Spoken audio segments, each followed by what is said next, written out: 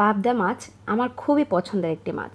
তো আজকে সেই মাছটা আপনাদের সাথে কিভাবে রান্না করেছিলাম শেয়ার করব। আসসালামু আলাইকুম, কেমন আছেন সবাই? আশা করি সকলেই ভালো আছেন।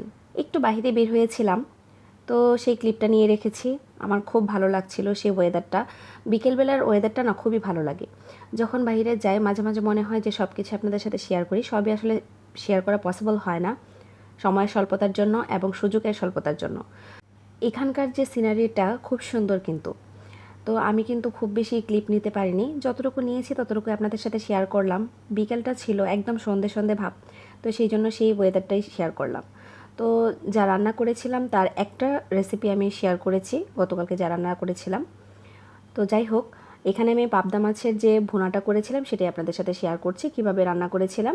এখানে লবণ আর হলুদ মেখে আমি মাছটাকে ভালোভাবে মাখিয়ে নিব, তারপর হচ্ছে দিয়ে দিব তেলের মাঝে, মানে একটু ভেজে নেব আর কি। যেহেতু আমি মাছটা ভেজে খেতে পছন্দ করি সেই জন্য আসলে এভাবে করা। যারা আসলে মাছটা ভেজে খেতে পছন্দ করেন না তারা হচ্ছে আপনারা শুধু কষিয়ে তারপরে ভুনাটা করে ফেলবেন। এটাকে শুধু ভুনা বললে হবে না, এটা কিন্তু দু পেঁয়াজাও বলতে পারেন। আমি একটু হালকা ভেজে ভেজে রেখেছি, তার কারণ হচ্ছে আমি গতকালকে 3টে রেসিপি করেছিলাম, তার মধ্যে আপনাদের সাথে একটা শেয়ার করেছি। যেহেতু এটা গতকালকের ক্লিপ তাই আজকে শেয়ার করা হচ্ছে, গতকালকে করা হয়নি সময় স্বল্পতার জন্য। পাবদা মাছটা শেয়ার করছি, আর হচ্ছে করেছিলাম হচ্ছে আপনার বরবটি ভাজি আর হচ্ছে কাঁকরোলের বড়া, এগুলো করেছিলাম। তো শুধু পাবদা মাছটাই শেয়ার করলাম। পাবদা মাছের রেসিপিটা অনেকেই পছন্দ করেন। পাবদা মাছটা কিন্তু খুবই মজাদার একটি মাছ, আর যদি নদীর হয় তাহলে তো কথাই নেই।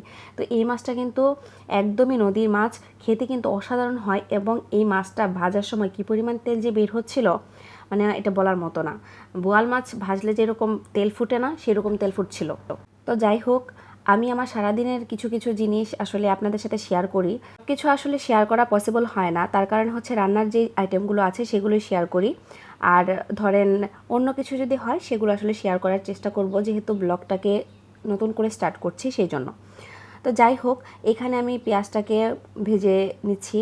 খুব একটা বেশি ভাজতে হবে তা কিন্তু না, এখন কিন্তু যে বাটা মশলা আছে সেগুলো ব্যবহার করে ফেলবো। আপনারা জানেনই তো যে মাছে আমি কখনোই আদা খাই না। তো পেঁয়াজ রসুন দিব, তারপরে হচ্ছে মরিচ গুঁড়ো, হলুদ গুঁড়ো, ধনিয়া গুঁড়ো, জিরা গুঁড়ো, এগুলো আর লবণ তো থাকবেই স্বাদ মতো। এটাকে ভালোভাবে কষিয়ে তারপর হচ্ছে আপনার মাছটাকে দিয়ে দিতে হবে। যেহেতু মাছটা ভাজা, আমারটা একটু পরে ব্যবহার করবো, আর যারা ভেজে রান্না করবে না তারা মশলাটাকে ভালোভাবে কষিয়ে তারপর হচ্ছে মাছটাকে কষিয়ে নেবেন, তারপর সামান্য পানি দিয়ে একটু রান্না করে নেবেন। আর কাঁচামরিচ ফালি তো দিতেই হবে। আর যাই হোক, আমি যে বিষয়গুলো নিয়ে কথা বলি, মাঝে মাঝে আপনাদের সাথে বিভিন্ন গল্প শেয়ার করার চেষ্টা করব, মাঝে মাঝে বিভিন্ন রকম ক্লিপ দেখাবো যেগুলো আসলে এক্সেপশনাল আমার লাইফের জন্য, যে আমার ভালো লাগার কিছু মুহূর্তগুলো আপনাদের সাথে শেয়ার করব।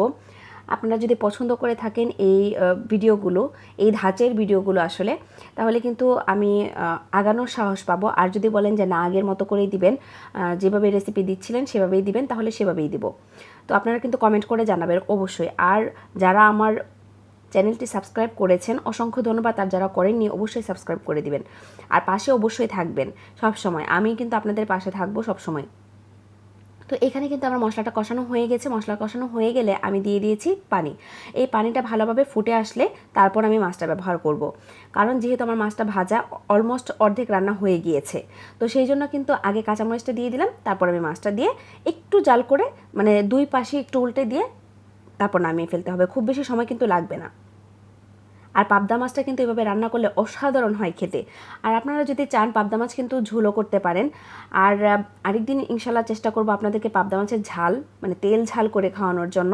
সেটা হচ্ছে সরিষার ফোড়ন দিয়ে তৈরি করা হয়, সেই রেসিপিটা একদিন আপনাদের সাথে শেয়ার করব ইনশাল্লাহ।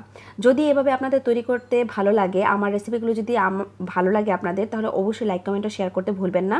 আর পাশে থাকবেন, অবশ্যই সাবস্ক্রাইব করে রাখবেন। আর পরবর্তী আরেকটি ভিডিওতে দেখা হবে।